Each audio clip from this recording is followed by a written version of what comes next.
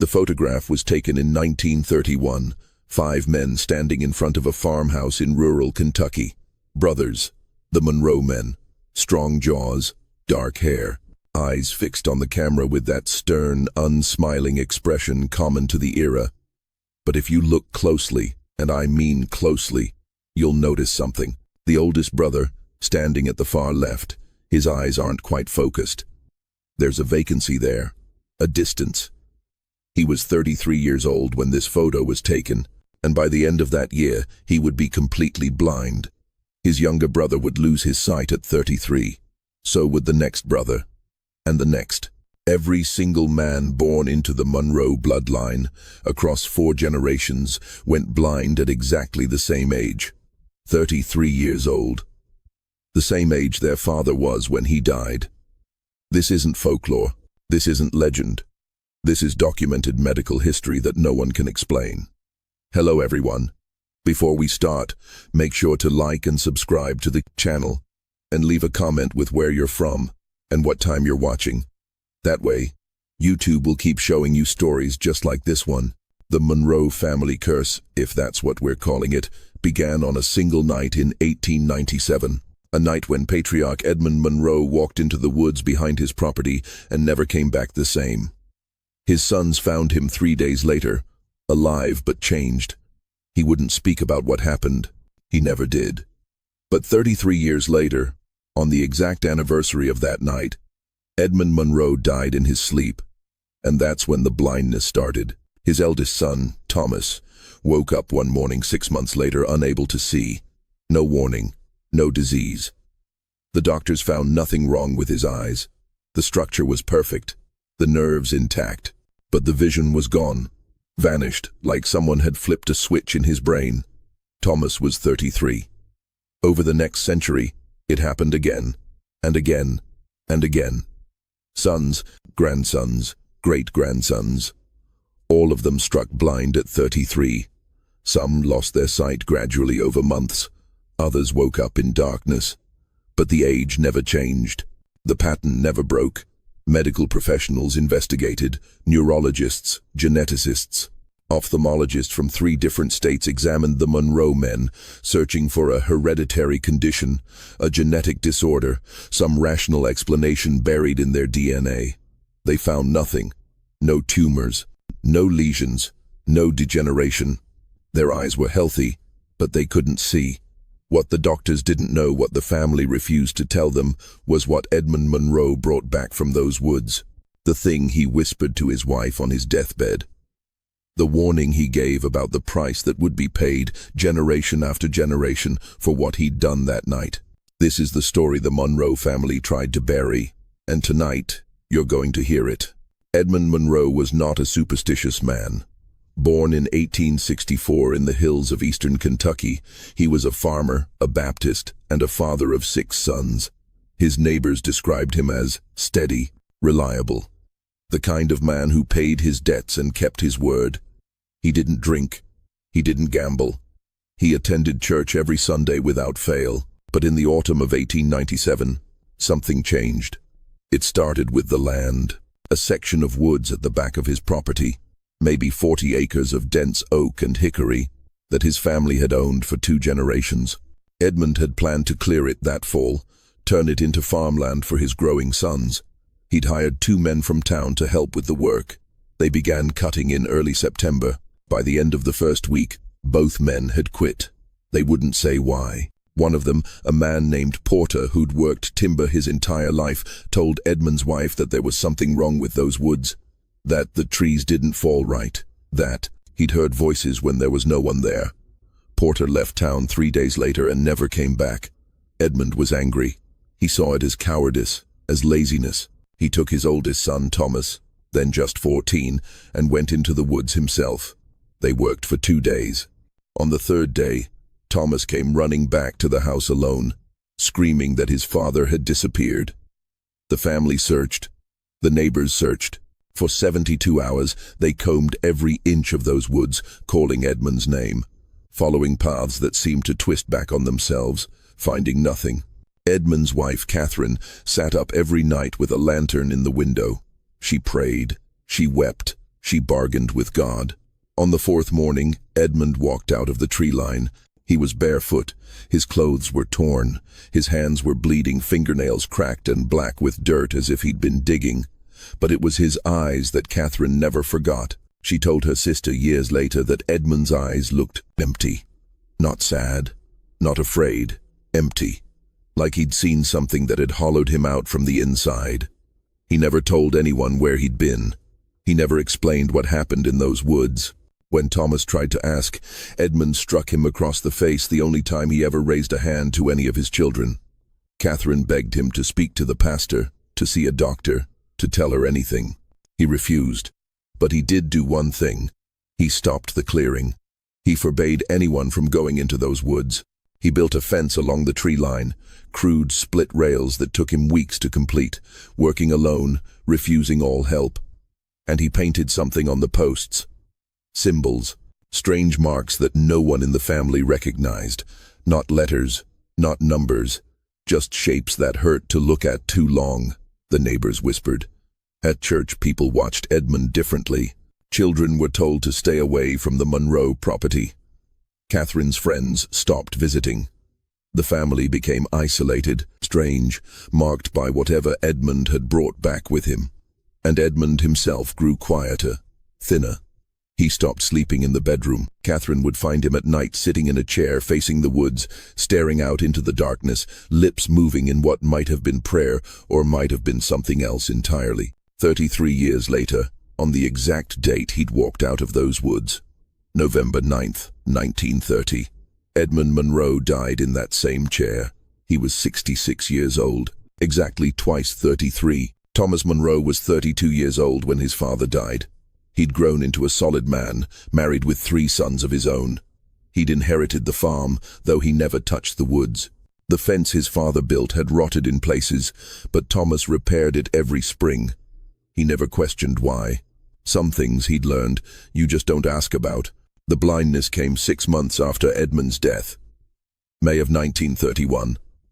Thomas woke up one morning and told his wife Margaret that the room looked dim. She opened the curtains wider. He said it didn't help. By noon, he couldn't read the newspaper. By evening, he was asking her to light more lamps even though the sun hadn't set. By the next morning, there was nothing but darkness. Margaret took him to 3 different doctors. The first said it was hysteria, grief manifesting as physical symptoms. He prescribed rest and fresh air. The second suspected a brain tumor and wanted to operate. Thomas refused. The third doctor, an ophthalmologist from Lexington, examined Thomas for 2 hours. He checked and rechecked. He brought in a colleague for a second opinion.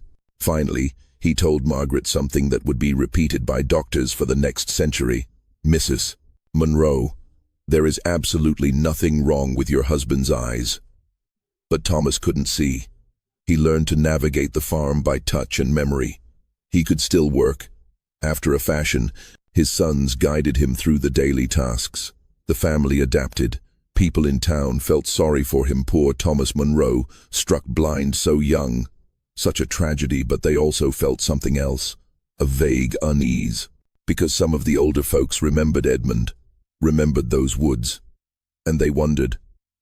Thomas's younger brother, Samuel, was 28 when Thomas went blind.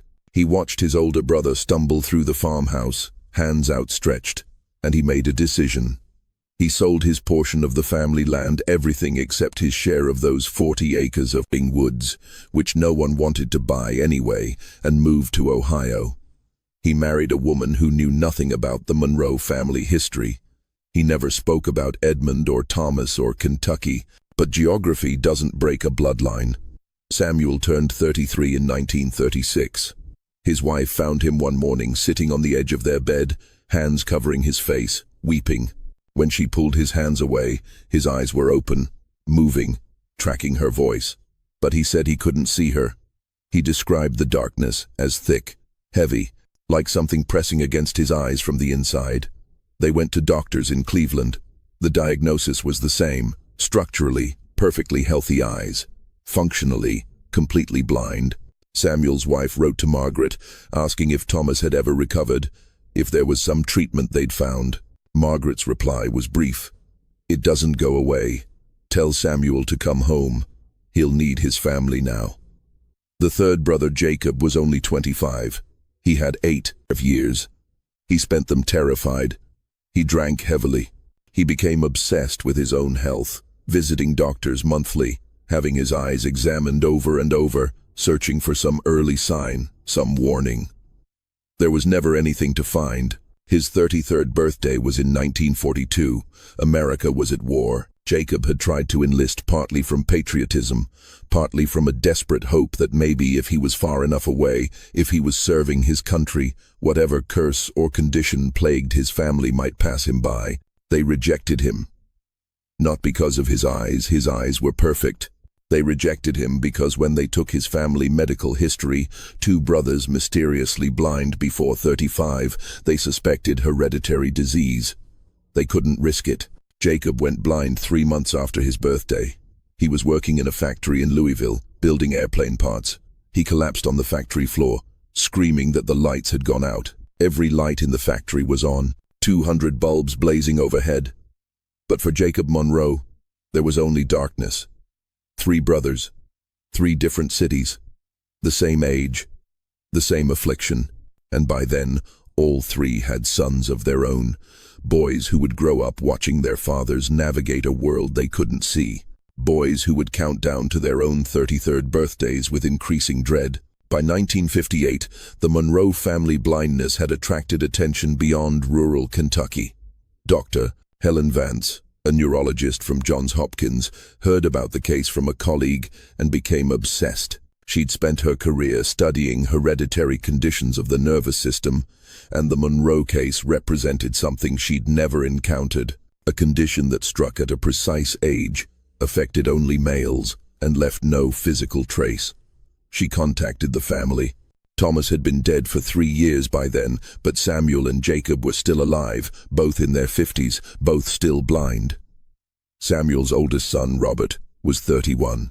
He agreed to be studied. He wanted answers before the darkness came for him too. Dr. Vance brought a team. They examined Robert monthly. Blood tests, spinal taps, electroencephalograms. They photographed his retinas. They measured his optical nerves down to the millimeter. They documented everything, building a medical baseline so complete that if the blindness came, they would catch the exact moment of change. Robert's 33rd birthday was March 14, 1960. Dr. Vance and her team were there. They examined him that morning. His vision was perfect, 20/20 in both eyes. They planned to examine him again that evening, then daily, for the following month. They didn't get the chance. Robert went blind that afternoon. Between lunch and dinner, his wife found him standing in the kitchen, hands gripping the counter, breathing hard. He told her the light was draining out of the world, like someone was slowly turning down a dimmer switch. He described watching his own hands fade into shadow, then into nothing. The whole process took maybe 10 minutes. Dr. Vance examined him 2 hours later.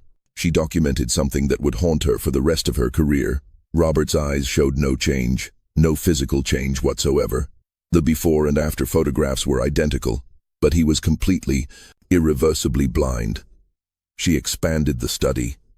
Over the next decade, she tracked down every male Monroe descendant she could find. Sons, grandsons, cousins who'd changed their names and moved away. She found 14 men. She interviewed them, examined them, built family trees going back to Edmund. The pattern held across every single branch. Every man born with Monroe blood went blind at 33. It didn't matter if they'd grown up knowing the family history or if they'd been adopted out as infants and never heard the name Monroe. It didn't matter if they lived in Kentucky or California or New York. Biology found them. The curse, and Dr. Vance hated that word, but she started using it in her private notes, found them. She published her findings in 1968. The paper was titled Familial Non-Organic Blindness, A Century of Unexplained Vision Loss in a Kentucky Bloodline. It appeared in a respected medical journal. It was dry, clinical, full of charts and genetic analysis. It proposed several theories: rare autoimmune response, psychosomatic hereditary condition, undiscovered genetic disorder affecting the visual cortex. But in the final paragraph, Dr. Vance wrote something unusual for a scientific paper. She wrote, "After 10 years of investigation, this researcher must conclude that modern medicine cannot explain the Monroe condition. The onset age of 33 years suggests a triggered event rather than degenerative disease. The complete absence of physical pathology defies all current understanding of vision loss. If there is an answer, it does not lie in biology alone." Her colleagues criticized that paragraph. Some said it damaged her credibility, but Dr. Vance stood by it because she'd spent time with the Monroe men. She'd sat in their homes. She'd heard the stories they didn't tell the medical journals. Stories about Edmund and those woods, about the fence that still stood, though the farm had been sold decades ago, about the dreams that came to Monroe men in the years before their 33rd birthday, dreams of walking through dark trees, dreams of digging in cold earth, dreams of finding something that should have stayed buried. And she'd learned something else, something that never made it into any official report. Every Monroe man, right before going blind, said the same thing. They said they could see something in the darkness, a shape, a figure, standing just at the edge of their vision. And when the blindness finally came, when the world went black, they said it felt less like losing their sight and more like finally seeing what had been watching them all along. By 1975, there were 23 blind Monroe men still living. The youngest was 34, the oldest was 67. They existed in scattered pockets across America, Kentucky, Ohio, Tennessee, Illinois, California. Some had stayed in touch with the family. Others had tried to escape, changed their names, cut all ties. It didn't matter. The blindness found them anyway. But it was the next generation that truly understood what it meant to be born into this bloodline. David Monroe was 8 years old when his father went blind. He remembered the day perfectly. His father had been playing catch with him in the backyard that morning. By dinner, his father was holding his mother's arm to find his way to the table. David asked what was wrong. His mother said Daddy was sick. But David knew it was more than that. He'd heard the whispers at family reunions. He'd seen the way his grandmother looked at his father with something like pity mixed with resignation. As David grew older, he did the math. His father was 33. His grandfather had gone blind at 33. His great-grandfather too. David counted forward. He had his own 33rd birthday circled in his mind like a death sentence. 25 years away. Then 20. Then 15. He wasn't alone. Across the country, Monroe sons were growing up in the shadow of inevitable darkness. They made different choices about how to face it. Some refused to have children. They got vasectomies in their 20s, determined to let the curse die with them. Others married and had families anyway, hoping somehow their sons would be spared, knowing they probably wouldn't be. A few tried to cheat fate. One Monroe man, Daniel, from the California branch, spent his early 30s traveling, trying to experience every visual wonder he could before the darkness came.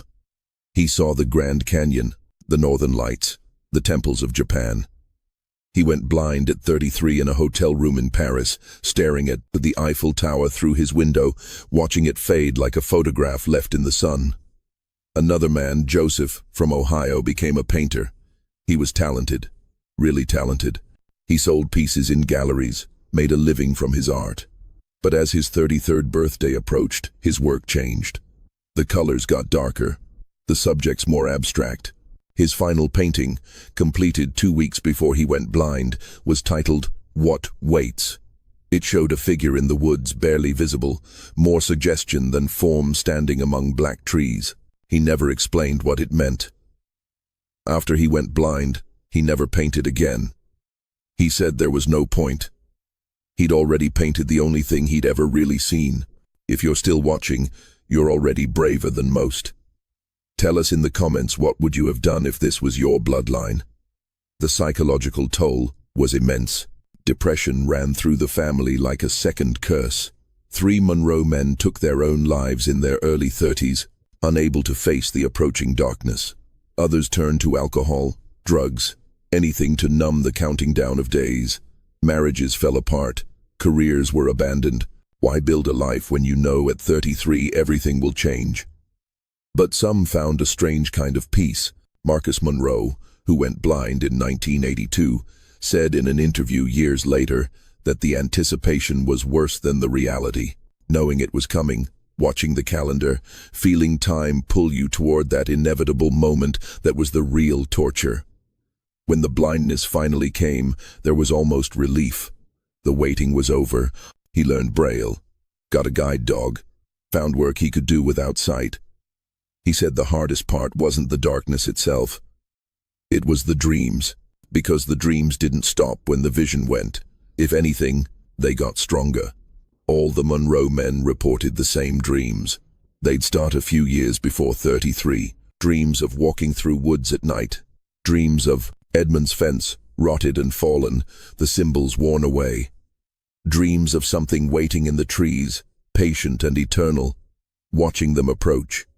Some men dreamed of digging, others dreamed of finding. None of them could remember what they found when they woke up.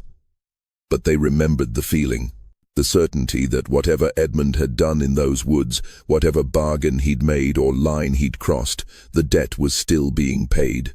Generation after generation, son after son, an inheritance of darkness passed down through blood. By the turn of the millennium, genetic testing had advanced dramatically. The Monroe family became a case study again. Researchers mapped their genome, looking for the mutation, the genetic trigger, the biological explanation. They found nothing unusual. The Monroe men were, genetically speaking, completely normal, except they all went blind at 33. In 2003, a man named Christopher Monroe made a decision that would change everything. He was 31 years old. He had 2 years left, and he was tired of waiting for the darkness to take him on its own terms. Christopher was Edmund's great-great-grandson. He'd grown up knowing the family history. He'd watched his father go blind. He'd done the genetic testing, seen the specialists, heard them all say the same thing. There's nothing wrong with you, but you will go blind. He'd spent his 20s angry, his early 30s resigned. But in the final 2 years, something shifted. He decided he wanted answers. He went back to Kentucky, back to the original farm. It had changed hands 6 times since the Monroe family sold it in 1947. The current owners were a retired couple from Indiana who'd bought it for the peace and quiet.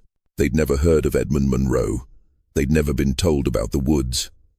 Christopher knocked on their door and asked permission to walk the back 40 acres. He told them it was family history, a genealogy project. They said yes. They even offered to show him around. He politely declined.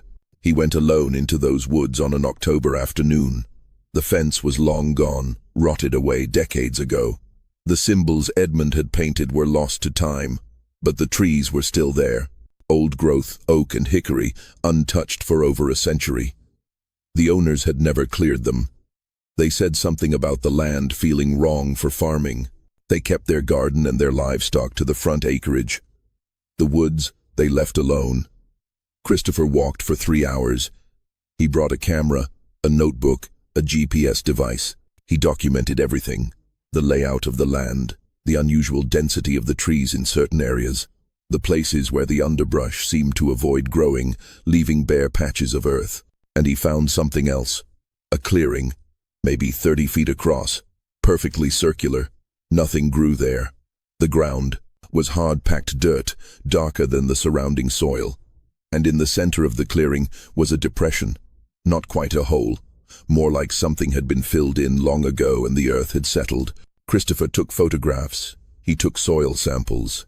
And then, as the sun started to set, he did something that everyone who heard this story later said was insane.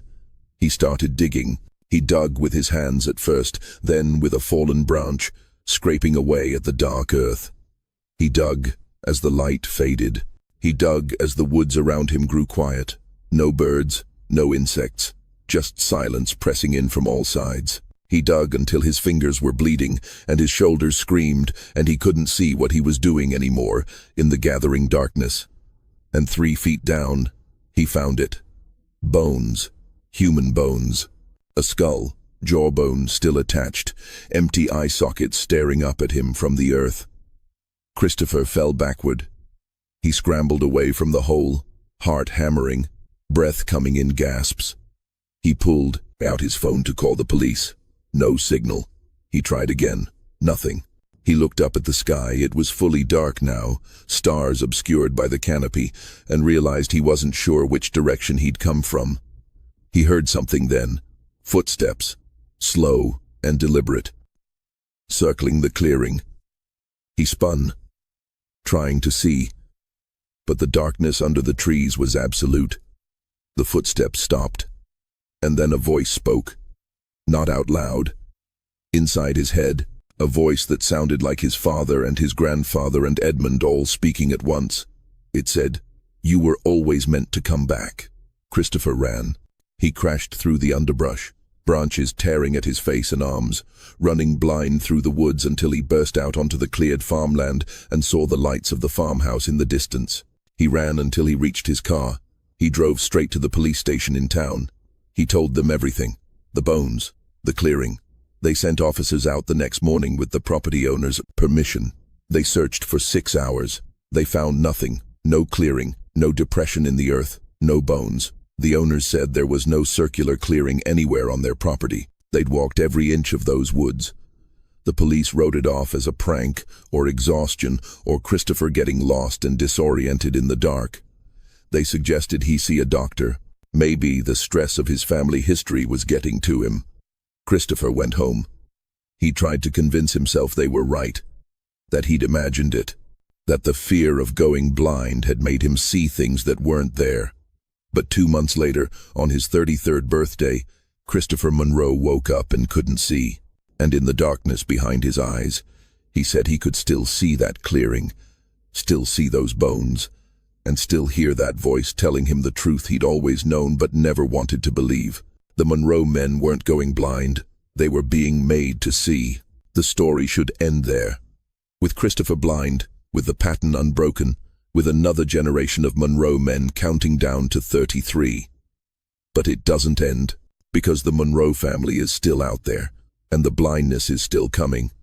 As of 2024, there are 11 Monroe men under the age of 33. The youngest is 16. He knows what's coming. They all do. The family stopped trying to hide it generations ago. What's the point? You can't run from your own blood. But something has changed in recent years. The Monroe men have started talking to each other. Social media, online forums, family reunions that feel more like support groups. They've shared their stories, their dreams, and they've discovered something the older generations never knew because they never compared notes across the whole family tree. The dreams are not random. They're sequential. Each generation dreams the next part of the story. Edmund's sons dreamed of him walking it into the woods. Their sons dreamed of him digging. The next generation dreamed of what he found. And the current generation, the young men approaching 33 right now, they're dreaming of why he did it. They dream of Edmund standing in that clearing in 1897, looking down at a body, a man he'd killed. Not in anger, not in self-defense, in desperation. Because this man had threatened to take Edmund's farm, his livelihood, everything he'd built for his 6 sons. And Edmund had struck him. Once. Hard enough. And the man had fallen and never gotten up. Edmund buried him in the woods, in a place he thought no one would ever find. But the woods knew, or something in the woods knew, and it offered Edmund a bargain. The body would stay hidden, the secret would stay buried, the farm would prosper, his sons would inherit. But there would be a price. There is always a price. Every son in the Monroe line would lose their sight at 33, the age Edmund was when he committed murder. They would lose it so they could see what Edmund had refused to see. The truth, the guilt, the weight of taking a life and hiding it in the earth. Each generation would bear witness to what their patriarch had done. They would walk through the darkness he'd created, and they would understand that some debts cannot be paid in a single lifetime. The current generation of Monroe men believe this. They've pieced it together from dreams and family stories and the bone-deep certainty that comes from carrying someone else's sin in your blood. They believe Edmund made a deal with something in those woods. Something old. Something patient. Something that understands that the truest punishment is not to suffer yourself, but to watch your children suffer for you. Forever. But here's what keeps them awake at night. Here's what they whisper about in their online forums when they think no one else is listening. The blindness is changing. It's subtle, but it's there. The last 3 Monroe men to go blind, all in the past 5 years. They didn't just lose their vision, they started seeing something else. Shapes in the darkness. Figures. Places. They describe it as a second sight. A vision that has nothing to do with eyes. They see the woods as they were in 1897. They see Edmund digging. They see the body being lowered into the earth. And they see what was watching from the trees, what accepted the bargain. They won't describe it, or they can't, but they all say the same thing. It's still there, still waiting, still watching the Monroe line. And with each generation, it's getting closer to something. Some final payment. Some last descendant who will see the whole truth and understand what really has to be done to end this. One of the younger Monroe men, James, 29 years old, 4 years left. He told me something in an email last year. He said he's not afraid of going blind anymore. He's afraid of what he'll see when the darkness comes. He's afraid that whatever Edmund started in those woods, his generation is meant to finish it. And he doesn't know if he's strong enough to do what needs to be done. I asked him what he thought needed to be done. He didn't answer directly, but he said something that stayed with me. He said, "My great-great-great-grandfather buried a body to save his family. Maybe one of us has to dig it up to free them. The woods are still there. The farm has changed hands again. The current owners don't know the history, but every few years, a Monroe man makes a pilgrimage back to Kentucky, back to those 40 acres. Some of them go before they lose their sight, trying to understand. Others go after, guided by dreams and that second vision they can't explain. They walk into the trees. They search for the clearing. Some find it, some don't. But they all come back changed. They all come back saying the same thing. Whatever Edmund awakened in those woods, whatever bargain he made, it's not done with the Monroe family yet. The blindness is not the end. It's the beginning. Each generation going deeper into the darkness, each generation seeing more of the truth, until one of them finally sees everything. And what happens then? What happens when the last piece of Edmund's secret is finally revealed? When the debt is finally understood in full? The Monroe men don't know, but they feel it coming. They feel time pulling them toward something. An ending. Or maybe a beginning they won't survive. The youngest Monroe is 16 years old. He has 17 years until his 33rd birthday. 17 years to prepare for the darkness. 17 years to decide if he'll accept what's been passed down to him, or if he'll be the one to finally break the chain. But breaking a chain forged in blood and buried in cursed earth, that takes more than courage. That takes a sacrifice no one in 5 generations has been willing to make. The Monroe men are still going blind at 33. The pattern hasn't broken. The curse, if that's what it is, continues. And somewhere in the hills of eastern Kentucky, in 40 acres of woods that no one wants to clear, something is still waiting, still watching, still counting down the generations. Until the debt is paid in full,